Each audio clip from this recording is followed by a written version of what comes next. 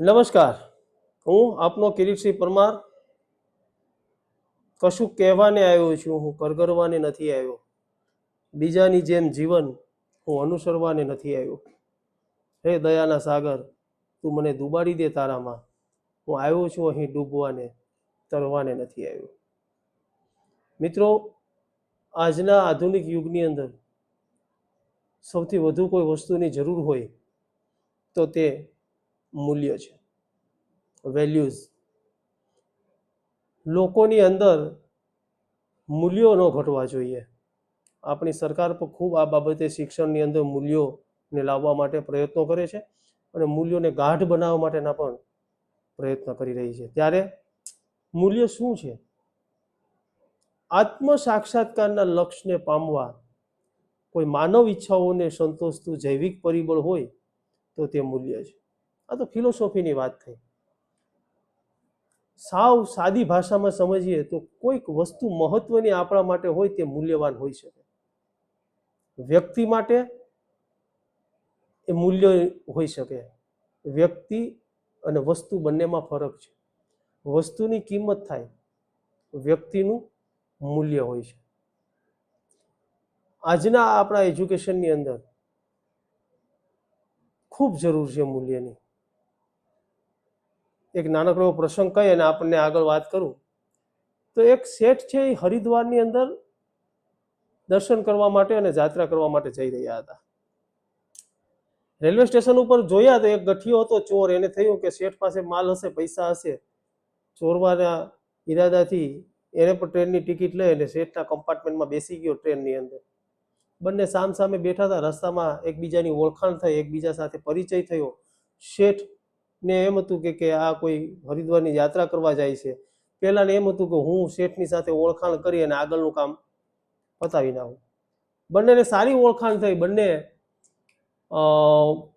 હરિદ્વારની અંદર એક જ ધર્મશાળામાં રોકાણા, એક જ રૂમની અંદર રોકાણા. સવારે શેઠ જાગી અને ગઠિયાને 20 રૂપિયા આપે પેલા ચોરને અને કહે કે જાઓ આપણા બંને માટે ચા લઈ આવો. એમ કહીને શેઠ નાવા જતા રહે. પરિસ્થિતિ એવી થઈ કે જેવા શેઠ જાય નાવા માટે એટલે ગઠિયો છે શેઠના બક્ષા ખતાડવાના ચાલુ કરે, પણ એને કંઈ મળે નહીં.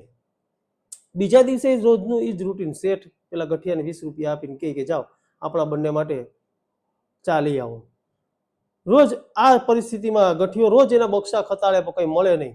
4-5 દિવસે જ્યારે યાત્રાનો એન્ડિંગ ટાઈમ આવ્યો ત્યારે પેલો ગઠિયો હતો એ શેઠના પગમાં પડી ગયો અને એને કહ્યું કે ભાઈ હું તમારી પાસે તમારી સાથે ચોરી કરવાના ઈરાદાથી જ આવેલો છું, પણ તમે મને રોજ કંઈક ને કંઈક 20 રૂપિયા આપીને જતા રહો છો બાથરૂમમાં, પછી હું તમારા બધા જ બક્ષા ચેક કરું છું, મને કશું મળતું નથી. તમે તમારા પૈસા રાખો છો ક્યાં?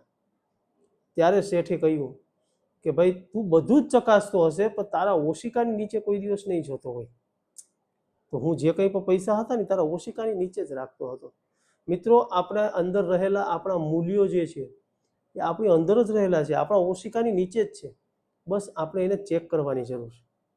ચામડાના વેપારી પાસે જઈએ ને તો ચામડાના વેપારીને ચામડાની કિંમતની ખબર હોય પણ એની દુર્ગંધ એને ન આવતી હોય, કારણ કે રોજ એની સાથે જોડાયેલો માણસ છે. અત્તરના વેપારી પાસે જઈએ ને તો એને અત્તરની સ્મેલ ન આવતી હોય, સુગંધ ન આવતી હોય, એની કિંમતની, એની મૂલ્યની એને ખબર હોય. એમ આપણે જઈએ તો આપણને મોઢે રૂમાલ રાખવો પડે નાક પર, કારણ કે આપણને ગંધ આવતી હોય પણ આપણને મૂલ્યોની ખબર ન હોય. આજના શિક્ષણની અંદર આ સુગંધ અને આ મૂલ્ય, આ બંને વસ્તુની તાતી જરૂરિયાત છે. ક્યાંય આપણે વિસરી નથી ગયા ને આપણા આધ્યાત્મિકતાના મૂલ્યો, આપણા સામાજિક મૂલ્યો, આપણા વ્યક્તિગત મૂલ્યો. આમિર ખાનને મિસ્ટર પરફેક્શનિસ્ટ કહેવામાં આવે છે, કારણ એ એનું વ્યક્તિગત મૂલ્ય છે. એટલે આવા આપણા જે મૂલ્યો જે છે એ મૂલ્યોને આપણે વિસરી ન જઈએ. આગળ ફરીથી નવા ટોપિક સાથે મૂલ્યને આગળ વધારતા આપણે અને મૂલ્યના ટોપિક સાથે નવો વિડીયો બનાવશું. બસ જોડાયેલા રહ્યો. ચેનલને લાઈક કરો, શેર કરો અને સબસ્ક્રાઈબ કરો. ખૂબ ખૂબ આભાર.